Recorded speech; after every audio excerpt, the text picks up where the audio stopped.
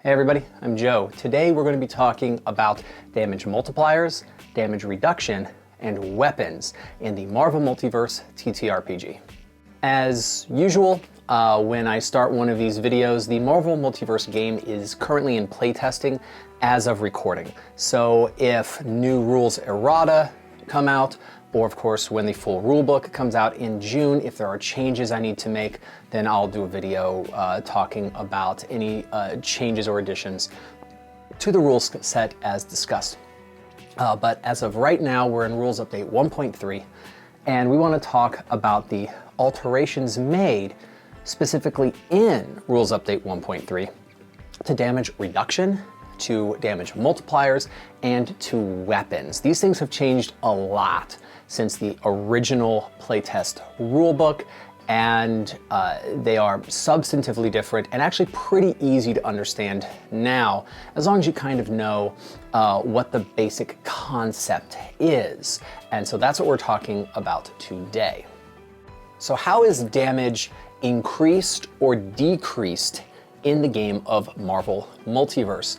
As I've talked about in previous videos, damage auto scales with rank in this game. Your damage is calculated by the Marvel die from your 2-hit roll, multiplied against your rank, and then you add your ability modifier from that type of attack. So if you make agility-based attacks, you are going to roll your 3d6, you're going to take your Marvel die, multiply it against your rank, and then add your agility modifier. So let's say that you are a rank 2 character with a 4 in agility.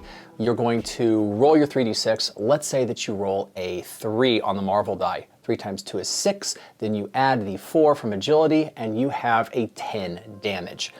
This is something that can be added to and can be subtracted from depending on other aspects of the game.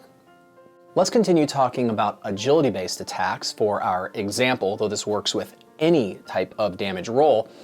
And let's say that you are trying to increase your damage output. This is a damage multiplier. There are a couple ways to do this. Specifically, powers and weapons allow you to do this. So for instance, the pistol is a weapon that uses agility, and it gives a +1 damage modifier. There's also the power accuracy, which adds a +1 damage multiplier. How do these work? It adds to the Marvel die roll before it is multiplied. So let's continue this example of a rank 2 character. Let's say that you roll a 3 on the Marvel die when you attack. If you rolled a 3, but you're using a pistol with a +1 multiplier, then 3 + 1 is 4, 4 times 2 is 8, then you add your ability. So let's say that your ability score is 4, like we mentioned before. This would now be a 12 damage output. Fantastic, that's great. Now what about the accuracy superpower, which adds +1 to damage? Well, it works in the exact same way. It would be a roll of the Marvel die, take the Marvel die, add your multiplier. With an accuracy power taken once, this is a +1, then you add your ability score. One thing that's important to keep in mind is that, and this is in bold print in the Rules Update 1.3, these do not stack. And so you can have a pistol +1, you can have taken accuracy +1, but you don't get +2 to your attacks, you still only get a +1. So whichever one is higher is what you do. I think the best way to play this is to have a weapon at lower ranks and then replace it with some kind of power that increases damage output at later ranks, and this gives you damage multiplier throughout your character's career. Now let's take a look at damage reduction, which works on the exact same logic. Let us say you have taken the Flexible Bones power one time. You can take it multiple times, like several powers, and that means it is Flexible Bones 1. By the way, little side note, Flexible Bones is part of the Plasticity power set, and the Plasticity power set is off the chain good. Really worth looking at. I love it. Anyway, that's a little bit off topic. Let us say you've taken Flexible Bones 1. This reduces the Marvel die's multiplying effect Let us say that someone is attacking you and they are a rank 2 character and they've rolled a 2 on the Marvel die. This would normally be 2 times 2 is 4 plus the ability score. But since you have flexible bones, you get to take the Marvel die, subtract 1, and now it is 1 times 2, or 2, plus the ability score, reducing the damage that you have taken. This is fantastic. It's a really powerful way of building a character. And by the way, little pro tip, if you combine damage reduction with healing factor as a power, your character is immensely difficult to kill. Just a little side note. So the way that all of our die roll works is we have our original die roll, Marvel die times rank, right? Before the multiplication happens, you add any damage multipliers, you subtract any damage reductions, then you do the multiplication, and then you add the ability score at the end, and that becomes the final damage.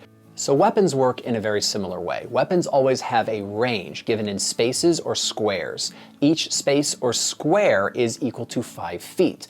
They also have a damage multiplier.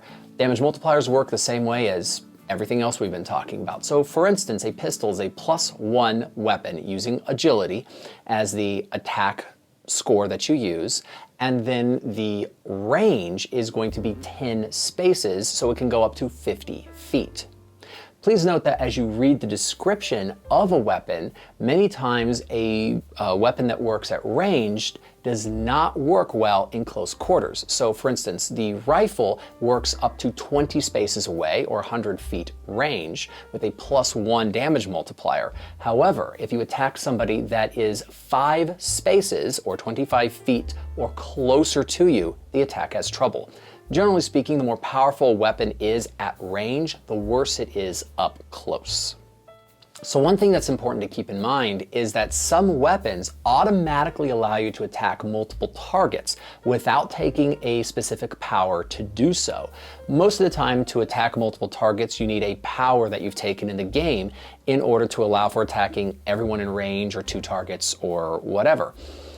However, weaponry, specifically your shotgun or your submachine gun, these allow for you to attack multiple targets.